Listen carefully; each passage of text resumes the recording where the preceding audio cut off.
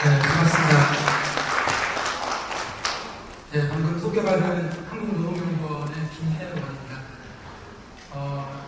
이렇게 영광스러운 자리에서 발표를 하게 돼서 사실은 약간 좀 떨리고 좀 몽둥거리를 모르겠습니다. 떨리면 또 여러분들이 더 불편해지시니까 제가 좀 마음을 추스리면서 가벼운 마음으로 발표를 하도록 하겠습니다. 오늘 이 자리는 아시아 활동가 대회로 알고 있습니다. 아마도 이번 세션에서는 한국에 대해서 그분들이 이해할 수 있도록 도와드릴 만큼 그런 내용일 거고, 그 다음 세션들이 아마 우리가 아시아 다른 활동가들로부터 무엇을 배울 건지를 교류하는 자리가 될 것 같습니다. 아마 첫 번째 자리, 이런 아시아 활동가 대회가 첫 번째 자리인 것 같은데요. 계속해서 이어져서 다음번 이럴 때는 지금보다는 훨씬 더 좀 이렇게 분위기 있는 자리보다 훨씬 이렇게 시장 마당 같은 자리가 되었으면, 사람들이 너무나 많은 사람들이 서로 정보를 나누기에 바쁜 자리가 되는 자리로 계속 발전해 갔으면 하는 바람이 있습니다. 오늘 제가 설명드릴 내용은 한국 사회적 기업 정책의 배경과 그리고 현재의 상태, 그리고 지금 직면하고 있는 도전 과제에 대해서 설명드리겠습니다. 아주 구체적이고 실천적인 문제에 대해서는 저보다는 다음 발표자분들이 더 잘 설명해 주실 거라고 생각이 들고요. 제 발표는 좀 거대 담론이라고 표현해야 될까요? 좀 큰 틀의 이야기를 중심으로 도대체 왜 한국에서 갑자기 사회적 기업이라는 이야기가 이렇게 유행하게 되었는지를 조금 분석적으로 이해할 수 있도록 제가 도와드린다는 의미로 글을 준비했습니다. 전체 글은 세 가지로 구성되어 있는데요. 첫 번째는 정책의 배경에 대한 설명이고, 두 번째 설명은 현황에 대한 설명이고, 세 번째는 도전 과제에 대한 설명입니다. 정책의 배경에 관해서는 조금 시간을 줄이고, 저는 현황에 대해서 조금 더 설명을 많이 할애하도록 하겠습니다. 사회적 기업 정책의 배경과 관련해서는 크게 IMF 경제 위기 이후에 진행되었던 공공근로 사업을 거론하지 않을 수 없습니다. 우리가 한국 사회가 직면했던 가장 대규모의 실업 사태였고, 이 실업 문제를 해결하기 위해서 케인즈주의적인 정책 방안이 시행되었습니다. 대량 실업에 대한 공공근로 사업을 실시한 거죠. 그런데 단순히 공공근로 사업을 정부가 만들어서 시행하는 방식을 취했던 것이 아니라, 그런 공공근로 사업을 디자인하는 데 있어서, 그리고 실제로 집행하는 데 있어서 기존에 빈민운동을 했던 세력이나 또 시민사회운동을 하던 사람들이 많이 참여하게 되었습니다. 이러한 참여를 경험하면서 만약에 공공근로 사업이 재정 투입이 중단된다면 이 일자리들은 어떻게 될까? 이런 경험들은 어떻게 될까라는 고민들을 했고요. 그런 고민들이 지속가능한 일자리라고 하는 어떤 문제의식으로 집약되었다고 봅니다. 그리고 그 당시에 이 시기가 1998년, 99년 이 정도인데요. 이 시기에 한참 유럽에서 논의되고 있던 사회적 경제와 사회적 기업의 논의에 한국의 빈민운동 세력들이 관심을 기울이게 되었습니다.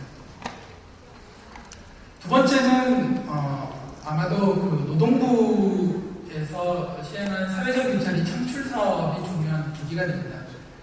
사실은 1999년, 2000년에 공공근로 사업이 어느 정도 그 역할을 다 하고 난 다음에 없어지게 되는데, 그렇게 없어지는 과정에서 사실은 기존의 빈민운동이 사회적 기업이라는 어떤 문제를 약간 접어두게 됩니다. 그런데 2003년에 우리 경제가 어려움을 겪으면서 다시 한번 공공근로 사업과 유사한 형태의 일자리 창출 사업에 관심이 기울여지고 정부 재정이 투입되게 됩니다. 그때 이 문제 사회적 기업을 진지하게 고민하던 세력들이 노동부의 정책 디자인에 개입하게 된 거죠. 그런데 이것이 기존의 공공근로 사업하고 상당한 차이가 있었습니다. 인건비를 참여하는 사람들한테 정부가 보조해준다라고 하는 측면에서는 동일했습니다만 두 가지 측면에서 차이가 있었던 거죠. 첫 번째 측면은 정부가 사업을 만드는 방식이 아니라 글래스루스에 있는 시민사회 단체들이 사업을 만들어 와가지고 이런 사업을 하는 것이 어떠냐는 경쟁을 했던 겁니다. 그리고 그 경쟁에서 선정된 사업들이 정부 지원을 받았던 겁니다. 그래서 콘텐츠는 시민사회 단체에 있었고 그것의 재정은 정부가 되는 방식이었던 거죠. 그를 통해서 시민사회 단체들의 창의성이 발휘되었습니다. 두 번째는 노동부가 재정을 지원하는 데 있어서 원칙을 재정적으로 지속 가능할 거냐 안 할 거냐라는 기준에 상당한 방점을 두었다는 겁니다. 그전에는 이것이 그냥 사회적으로 유용하다, 의미 있다라고 하면 사회적 유용성을 기준으로 해서 지원이 이루어졌었습니다. 하지만 노동부가 2003년부터 시행했던 사업에서는 재정적, 사회적 유용성뿐만 아니라 재정적 지속 가능성에 대해서 전망이 있는 것에 조금 더 많은 지원을 그리고 좀 더 지속적인 지원을 약속했습니다. 이러한 사업이 기존의 전통적인 복지 영역이나 빈민운동 차원에 있던 기존의 좀 사회적 일자리 사업을 사회적 기업이라고 하는 형태로 변화시켜 나가는 중요한 계기로 작동을 했습니다. 정부 정책 차원에서 또 큰 변화가 있었습니다. 중요한 변화가 2003년부터 시작되었던 일자리 사업이 이름을 들어보면 일자리 창출 사업입니다. 그래서 일자리를 많이 만들기만 하면 정책 목표는 달성된다 라고 하는 차원에서 사업이 진행되었었는데 그것의 성격이 바뀌게 됩니다. 그 성격의 변화는 뭐냐면 일자리를 직접 창출하는 것보다 많은 서비스를 창출하고 그 서비스에 대한 사회적 지지와 재정 투입이 이루어지는 것이 좀 더 적절하다. 그래서 일자리를 만드는 데 집중하기보다는 서비스를 공급하는 데 집중하고 그 서비스 공급을 통해서 자연스럽게 일자리도 따라서 만들어지는 방식으로 사업 내용을 정부가 바꾸기 시작했습니다. 이러한 변화는 어떤 의미를 하냐면 사회 서비스 영역에서 시장 규모가 커지는 역할을 합니다. 두 번째는 정부가 시장 재원을 투입할 때 조금 더 시장 친화적인 방식으로 투입을 하기 시작했습니다. 다시 말하면 인건비를 한 사람 한 사람에게 지원하는 방식이 아니라 바우처를 만든다든지 아니면 뭔가 경쟁적인 계약 시스템을 도입한다든지 이런 방식의 시장적 방식을 도입하기 시작을 합니다. 그러니까 이런 영역들이 전통적 복지기관들보다는 사회적 기업이 활동하는 데는 훨씬 더 유리한 환경이 되었다라고 하는 것입니다. 이렇게 일자리 사업에서 시작한 사회적 기업의 어떤 정책이 일자리 사업에서 뭔가 시장 강조되는 사업으로 변화되는 과정 속에 그렇다면 이 시장에 서비스를 누가 공급할 거냐라고 하는 문제가 바로 제기될 수 있고요. 거기에 대해서 논리적으로 신뢰할 만한 경쟁력 있는 사회적 기업이 그런 걸 수행할 수 있지 않겠냐라는 논리적 대답이 우리는 대답을 끌어낼 수 있다고 생각합니다. 그런데 우연찮게 사회적 기업 육성법이 바로 그 변화되는 시점 중간에 사실은 일어났습니다. 의식적으로 이런 정책의 변화를 누군가가 잘 디자인했다라고 볼 수는 없지만 결과적으로 볼 때는 한국의 사회 서비스 재정량 확대와 사회 서비스 재정 공급 방식의 재정 투입 방식의 시장적 방식의 확대라고 하는 큰 변화에 뭔가 대응할 수 있는 공급 부채를 만들어내는 그런 사회적 기업법이 만들어진 겁니다. 이것이 바로 우리나라 지금 사회적 기업 정책의 형성 과정이라고 말씀드릴 수 있습니다. 두 번째는 갑자기 뜬금없이 그래프가 나오는데 약간 긴장하시는 분들이 있을 텐데 원래 그래프가 나오면 굉장히 어려운 얘기하는 거 아닌가 복잡하신 분이 있다고 생각합니다. 제가 백그라운드가 경제학이기 때문에 경제학적으로 설명하는 것이 아주 편합니다. 그래서 여러분들에게 사회적 기업의 현황에 대해서 현재 우리나라 사회적 기업의 모습을 설명하기 위해서 수요 공급이라고 하는 경제학적 틀을 가지고 간단히 설명드리겠습니다.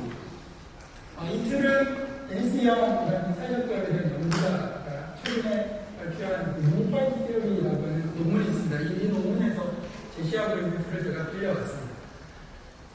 어떤 한 사회적 기업이라고 하는 것이 얼마나 있느냐, 그리고 그것이 얼마나 어떻게 성장할 거냐라고 하는 것은 수요 측 요인과 공급 측 요인에 의해 좀 분해해서 설명하면 조금 더 잘 이해할 수 있다는 겁니다. 그래서 우리나라 사회적 기업은 현재 수요 측 요인이 중요한 건가, 공급 측 요인이 중요한 건가 라는 질문을 떠올릴 수 있고요. 사실 수요 측 요인 안에는 또 수요를 구성하는 여러 가지 요인들 중에 어느 요인이 더 중요한 건가, 이런 질문, 공급을 구성하는 요인 중에서 어느 요인이 중요한 건가라고 하는 것을 확인해보자라는 겁니다. 실제 발전은 여기서 보시는 이 수요 라인이 오른쪽으로 이동하면서 이 아래쪽이 활동 수준인데요. 이 교차되는 점에서 사회적 기업의 수라든지 사회적 기업의 활동 수준이 결정될 텐데 수요 곡선이 이동해서 활동 수준이 증가할 수도 있고요. 아니면 공급 곡선이 오른쪽으로 이동해서 활동 수준이 증가할 수 있습니다. 둘 중에 어느 것일까라고 하는 질문을 던지는 거예요. 이게 제가 이 파워포인트를 잘 못 다루는 관계로 거꾸로 지금 보였습니다. 원래 흐릿했다가 아주 까맣게 돼야 되는데 제가 누를수록 더 흐릿해지는 거예요. 네, 실수입니다. 잠깐만요. 원래 제가 설명하고 싶었던 건 수요층 요인을 먼저 설명하고 싶었습니다. 수요층 요인을 먼저 설명드리죠. 수요층 요인은 크게 소비자와 기업과 정부로 나눌 수 있습니다. 사회적 기업을 수요하는 것은 소비자들이 예를 들어서 보다 안전한 제품, 보다 안전성 있고 나를 속이지 않는 제품에 대한 수요가 존재할 수 있습니다. 또는 사회적 기업이 제공하고 있는 윤리적인 성격을 사람들이 수요할 수 있습니다. 이런 성격의 수요가 늘어나는 것이 사회적 기업에서 아주 중요한 역할입니다. 품질에 대한 수요, 그리고 두 번째는 윤리에 대한 수요. 저는 한국의 소비자들이 그다지 윤리적 소비에 민감하지는 않다고 생각합니다. 그보다는 제품의 품질에 더 관심이 있고, 현재 한국의 사회적 기업에 대한 소비자들의 반응은 윤리성보다는 품질에 의해 추정되고 있는데, 그렇다면 현재 우리나라 사회적 기업은 소비자들이 이런 생각을 갖고 있다면 품질에 좀 더 집중해야 될 거라고 생각합니다. 물론 설명하겠지만 그럼 사회적 기업의 생산물의 품질이 지금 좋으냐? 그것은 아직까지 확인되지는 않은 것 같습니다. 두 번째는 기업도 사회적 기업을 수요할 수 있습니다. 아마도 요즘 많이 논의되는 사회적 책임이라고, 기업의 사회적 책임이라고 하는 것이 중요한 화두일 텐데요. 현재 조금씩 증가하고 있긴 합니다만 우리나라 사회적 기업을 발전시키는데 중요한 요인이 되지는 않습니다. 물론 조금 이따가 설명하실 교보생명의 홍상식 과장님 같은 아주 선도적인 기업들도 있습니다. 하지만 우리나라 사회적 기업 전체를 설명하는 데 있어서는 아직은 작은 비중을 차지한다는 거죠. 가장 중요한 수요층 요인은 저는 정부라고 생각합니다. 정부의 수요인데요. 정부의 수요는 크게 두 가지인데, 하나는 아까도 말씀드렸지만 사회 서비스를 공급하는 신뢰를 줄 수 있으면서 경쟁력도 있는 그런 공급 주체, 그런 공급 주체로서 사회적 기업을 주목하고 있습니다. 요즘 전 세계적인 금융 위기 때문에 사람들이 투자란 무엇인가, 그리고 돈을 들리고 난 다음에 못 갚는 문제, 이런 문제들 많이 고민을 하는데, 사실은 한국 정부는 한국의 사회적 기업에 투자를 하고 있다고 생각합니다. 아직은 확인되지는 않았습니다만, 언젠가는 뭔가 신뢰성 있고 경쟁력 있는 공급자로서 우리에게 뭔가를 돌려줄 것이다라고 하는 생각에 투자를 하고 있습니다. 이 투자가 결과적으로 수익성 있는 투자였다는 것이 밝혀질 수 있기를 기대합니다. 두 번째 역할은 한국의 사회 안전망이 상당히 미비하고, 이런 미비한 점을 보완할 수 있는 일자리 창출자로서의 사회적 기업에 대해서 정부가 수요하고 있습니다. 이 두 가지 힘의 밸런스가 저는 상당히 중요하다고 생각하는데요. 지금까지 많이 강조되었던 것은 미비한 사회 안전망에 기초한 일자리 창출 측면이 많이 강조되었는데, 그것이 향후에 사회적 공급과 관련된 부분이 많이 증가할 거다라고 하는 것이 제 예측입니다. 어쨌건 현재의 수요 측면에 있어서 가장 중요한 이유는 정부의 투자 자금이다, 이렇게 요약할 수 있겠습니다. 뒤로 돌아가야 되죠. 공급 측면에는 크게 우리가 당장에서 노동과 자본, 그리고 기업가로 나눠볼 수 있습니다. 노동 측면에서는 자원봉사가 점점 증가하고 있습니다만, 이런 자원봉사가 사회적 기업으로 향한다는 증거는 아직까지 발견되고 있지 않습니다. 그리고 자본 측면에서도 우리나라의 자본 규모가 늘어나고 있습니다만, 그것이 또한 사회적 기업으로 많이 흘러가고 있지도 않고, 그것이 흘러갈 수 있는 채널이 잘 만들어져 있지도 않습니다. 기업가 측면은 매우 중요한데요. 기업가 측면에서 사회적 기업의 기업가로 성장할 수 있는 몇 가지 요인들이, 주체들이 있는데, 예를 들어서 전통적 비영리 조직들이 사회적 기업의 기업가가 될 수 있을 겁니다. 그런데 현재 한국의 사회적 기업, 한국의 전통적 비영리 조직은 사회적 기업으로의 변화에 대해서 그다지 고민하고 있지 않습니다. 최초에 제가 사회적 기업 정책의 형성 과정에서 중요한 역할을 했다고 설명드렸던 인민운동은 이미 10년 전부터 사실은 사회적 기업가들을 만들어내려고 무척 노력을 했습니다. 그런데 그 노력은 그다지 성공을 보이지는 못했습니다. 저는 그들이 성공하지 못했던 이유 중에 하나가 빈민 자신에 의한 기업 모델에 한정되어 있었기 때문이다라고 생각합니다. 기업가적인 상상력, 기업가적인 능력, 여기에 뭔가 초점을 맞춰서 기업을 키우는 것보다 빈민 스스로 무엇인가를 할 수 있다라고 하는 것을 추구하려고 했다. 그런 가치 추구라고 하는 것이 그 자체로서는 의미가 있었지만 성공 확률에는 그다지 큰 기여를 하지 못한 거 아닌가. 그래서 성공 확률이 낮은 것이었기 때문에 사회적인 영향력도 상당히 제한적이지 않았던가라고 생각합니다. 지난 5년간에서 아주 눈부신 변화를 보여줬던 건 저는 시민단체라고 생각합니다. 외국에서 오신 분들은 아마 한국의 민주화를 이끌어내었던 시민단체에 대해서 많이 들으셨을 겁니다. 시민단체의 원래 역할이 권익을 옹호하는 역할을 하는 거죠. 그런데 한국 사회가 많이 민주화되고 난 다음에 권익 옹호의 역할에 한정되어서는 더 이상 시민단체의 발전을 기대하기가 어렵습니다. 이러한 변화의 흐름 속에, 이러한 어떤 외부적인 환경의 변화, 민주화라고 하는 환경 변화에 따라서 시민사회단체들이 보다 더 풀뿌리로 내려가서 풀뿌리 운동으로 변해가는 모습을 보였고, 그것이 일종의 사회적 기업으로의 어떤 변화라는 것으로도 이어졌다고 저는 생각하고요.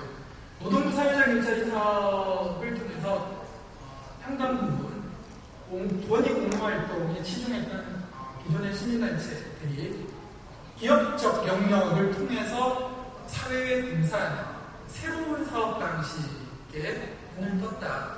그리고 그런 것에 경험을 쌓았다라고 생각합니다. 이러한 것들이 매우 중요한 기업가 측면에서의 변화인데 양적으로는 그렇게 크진 않다라고 생각합니다.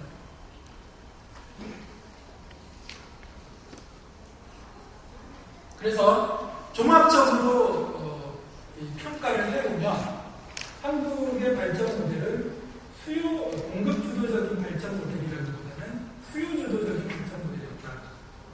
수요 중에서도 정부 주도적인 발전 모델이었다라고 말할 수 있고요. 데니스 영은 이제 유럽형 모델과 미국형 모델이라는 설명틀을 가져와서 설명을 하면서 미국이 공급 주도형이고 유럽이 수요 주도형이었다라고 얘기했는데 한국은 그런 면에서 수요 주도형이었다고 얘기할 수 있습니다. 그런데 유럽형과는 좀 다르다라고 하는 점을 지적하고 싶습니다. 한 가지는 유럽은 복지 축소의 국면에서 사회적 기업이 발전했던 데 비해서 한국은 복지 확장의 국면에 있다는 겁니다. 물론 그 새로운 정부에 들어서서 그 복지 이전 정부에 비해서 복지 확장의 속도가 약간 변화가 있을 수 있다고 생각하지만 여전히 한국 사회는 복지 확장의 국면에 있다고 저는 판단합니다. 이런 복지 확장의 국면에서 사회적 기업이 발전한다는 건 새로운 현상이다라고 말씀드리고 싶고요.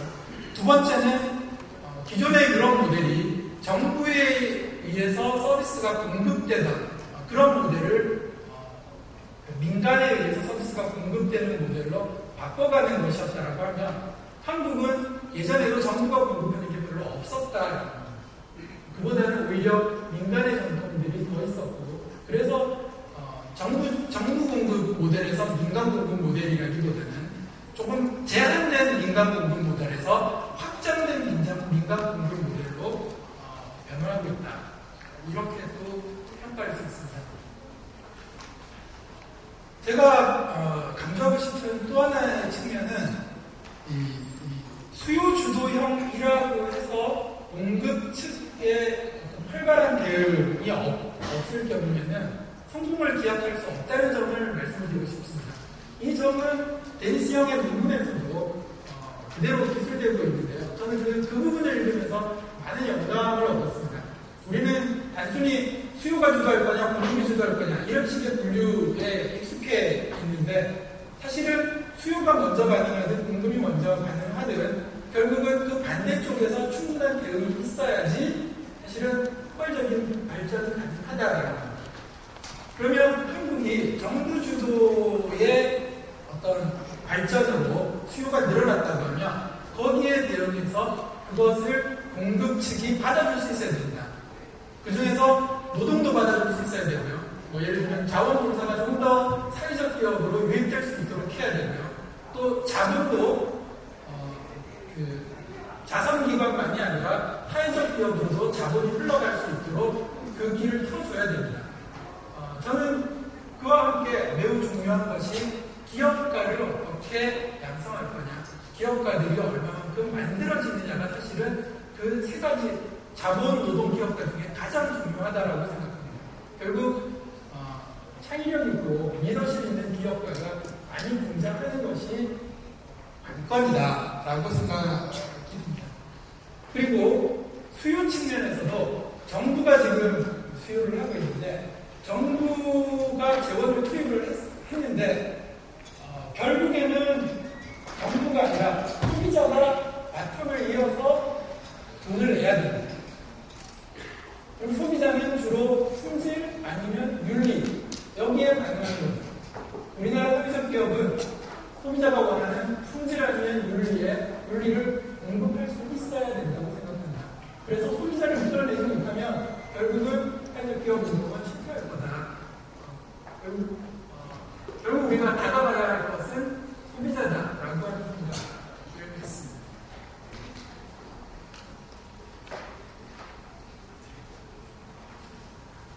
마지막으로 도전 과제에 대해서 설명드리겠습니다.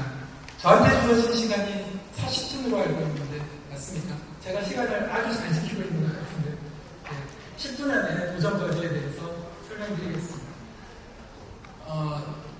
많은 도전과제가 있습니다만 현재 한국의 사회적 기업이 당면하고 있는 도전과제를 저는 4가지 정도로 만들어봤습니다. 첫 번째는 노동 통합형 사회적 기업입니다. 노동 통합형 사회적 기업은 끊임없이 문제가 되고 있습니다. 이거는 저는 유럽이나 미국에서는 조금 이해하기 어려운 현상일 거라고 생각이 들고 아시아에서는 그래도 어느 정도 이해가 될 수 있는 문제일 거라고 생각이 듭니다. 즉 사회 안정망이 미비하고 실업자가 존재하고 빈곤층이 존재하고 이런 상황에서 이 상황에 대한 해결책을 찾아야 된다. 그런데 정부가 충분히 적절한 정책으로 대응하고 있지 못하다. 그럴 때 사실은 민간에서 나오는 운동, 사회적 기업, 매력 있는 용어로서의 사회적 기업 사람들의 과도한 기대가 있을 수 있다고 생각합니다. 그리고 실제로 최초에 제가 말씀드렸던 공공근로 사업부터 시작하는 사회적 기업 정책의 최초 단계에서 추동을 했던 우리나라의 민운동이 사실은 정부가 등한히 했던 그 영역에서 수십 년 동안 민간 스스로 문제를 해결해 보려고 노력해 왔었죠. 그래서 사실 우리 사회에 담론을 주도하고 있는 것은 일자리 창출, 빈곤 탈출 이런 문제들입니다. 그래서 사회적 기업도 그런 역할을 해주기를 많은 사람들이 원하고 있습니다. 그런데 저는 사회정책을 연구하는 그중에서도 사회정책을 연구하는 연구자로서 꼭 이런 말씀을 드리고 싶습니다. 빈곤의 문제나 실업의 문제는 국가의 노동정책과 복지정책의 몫이 사회적 기업의 몫이 아니다라는 겁니다. 사회적 기업은 국가의 복지정책이나 노동정책이 해결하려고 했음에도 불구하고 해결되지 않는 마지막한 영역에 정말 해결하기 어려운 영역에 손을 내밀 수 있는 존재라고 생각합니다. 그런 점에서 정책 담당자도 오해가 없어야 되고 실제로 기업을 하는 분들도 오해가 없어야 된다고 생각하고 하지만 운동을 하는 사람들 입장에서는 그 정도 배우고 두려볼 만한 일이라고 생각합니다. 거기에 대해서는 반대하지 않겠습니다. 하지만 정책을 하는 사람들이나 실제로 기업을 운영하는 사람들은 과도한 기대를 스스로에게 또는 사회적 기업에게 걸지는 말자라고 하는 겁니다.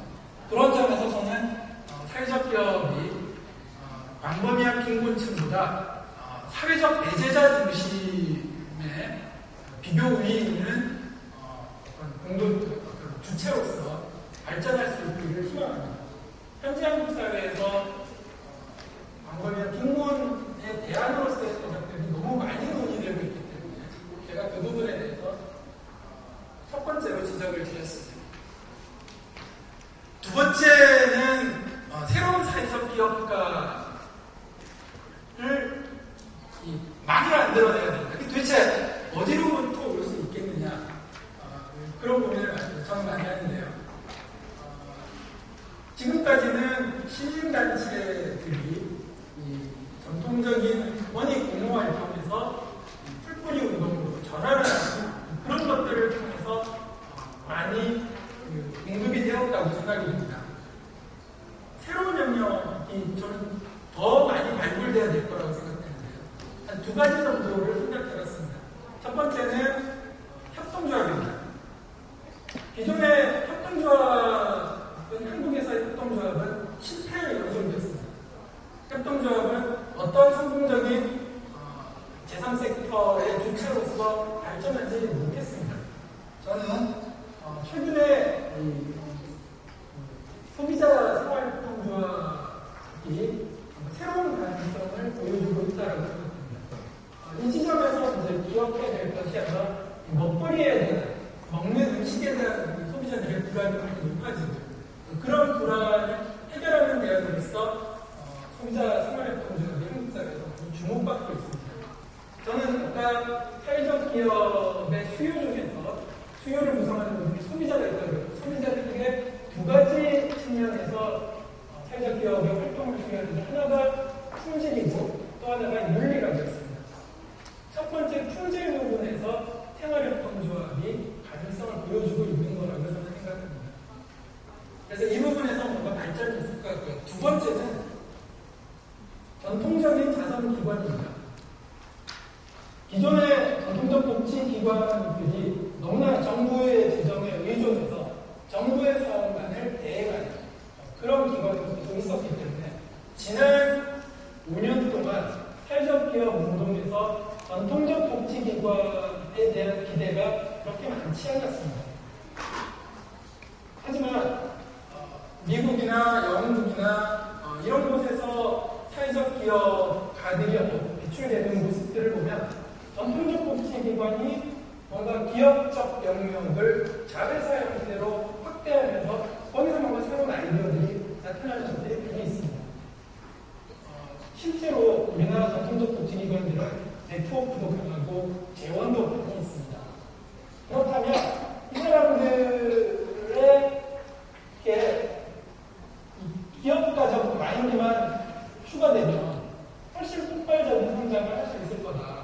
그리고 베스트 프랙티스, 우리가 배울 만한 선진국의 모델들도 많이 있을 거다라는 생각이 듭니다.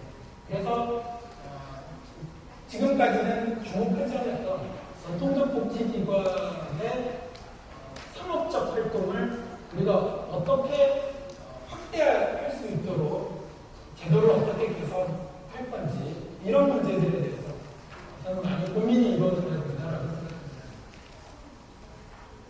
세 번째는 인증제입니다. 한국 사회적 조금 있다가 아마 설명이 있을 텐데 한국 사회적 기업은 독특하게 인증제라고 하는 형태를 취하고 있습니다. 실제로 인증제라고 하는 형태를 취했는데 직관적 제가 책임이 있는 사람입니다. 그 법을 만드는 과정에서 인증제 방식이 필요하지 않다라는 문제이고 필요하다라는 쪽에 찬성노력을 던졌던 사람으로서 많은 고민을 하면서 사실 이 얘기를 꺼내는데요. 원래 인증제를 만들었던 의도가 뭐냐면 사회적 기업이라고 하는 것이 한국 사회에서는 정부가 주도해서 새로 만드는 것인데 이걸 만들었을 때 나쁜 사회적 기업들이 사회적 기업이라는 이름을 가지고 등장해서 사회적 기업 전체에 대한 신뢰를 무너뜨릴 수 있을 거다.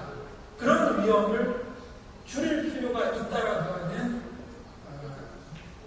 논거에서 인증제라고 하는 방식을 제안했었고 인증제 방식을 찬성했었습니다. 그런데 사실은 인증제 방식은 오래 지속돼서는 안 된다고 생각합니다. 왜냐하면 현재의 인증제가 모통명사로서의 사회적 기업이라는 명칭 자체의 사용을 제한하고 있기 때문입니다. 예를 들면 우리가 우수 사회적 기업 인증제 이거는 괜찮습니다. 하지만 모통명사로서의 사회적 기업이라고 하는 그것의 용어를 사용하지 못하게 하는 것은 너무나 강한 제약이다라고 생각이 듭니다. 그래서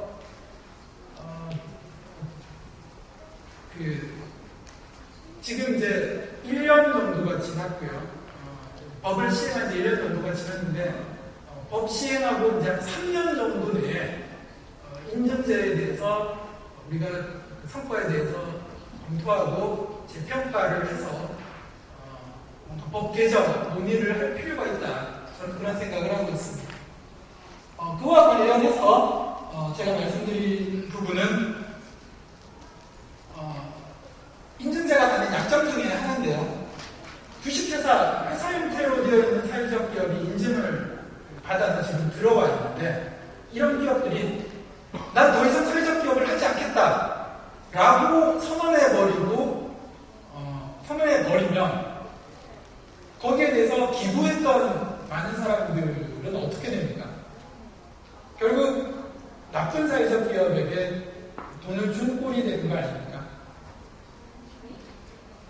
그래서 주식회사 형태, 회사 형태, 회사가 영리회사가 사회적 기업이라고 하는 인증을 받을 때 계속해서 사회적 목적을 추구할 수밖에 또 그렇게 만드는 어떤 강한 제약이 필요하다. 현재의 임금제는 너무나 약한 제약이다라고 하는 생각이 듭니다. 그게 제약이 너무 약하면 결국 영리 기업에 대해서는 영리 기업 형태의 사회적 기업에 대해서는 사람들이 믿지 않고 따라서 자본도 노동도 들어가지 않을 거다라는 겁니다. 그런 문제를 해결하기 위해서 영국 같은 경우에는 CIC라고 하는 법적 형태를 보완해냈습니다. 꼭 CIC가 필요한 건 아니지만 현재의 인증제를 보완하는 조치가 필요하다라고 하는 것을 말씀드리고 싶습니다. 마지막은 현재 정부의 지원 방식과 관련된 내용입니다. 이 문제에 대해서는 달리 논의가 되는데요. 현재 한국 정부는 공식적으로는 사회적 기업에 대해서 인건비를 지원하고 있지는 않습니다만 사회적 일자리 사업을 통해서 인건비를 지원하는 거죠. 그런 점에서 사회적 기업의 인건비 지원이다 이런 건 아니지만 결과적으로 좀 유사한 어떤 인건비 지원의 결과를 낳고 있습니다. 이것은 최초의 사회적 기업 정책이 형성될 때 인건비 지원 또는 일자리 사업이라고 하는 방식에서 출발했기 때문에 그것이 여전히 남아있는 것이라고 생각합니다. 이 방식을 유지하는 것이 갖는 문제점에 대해서는 많은 분들이 지적하고 있고요. 그와 관련해서 기금을 구성해서 사회적 기업의 자금을 대출해주거나 뭔가 투자하는 방식으로 지원 방식을 개편해 나가는 것이 현재 한국의 사회적 기업 지원에 있어서 중요한 과제입니다. 이렇게 4가지 정도의 도전 과제를 말씀드렸습니다. 이상으로 제 발표를 마치겠습니다. 정청입니다.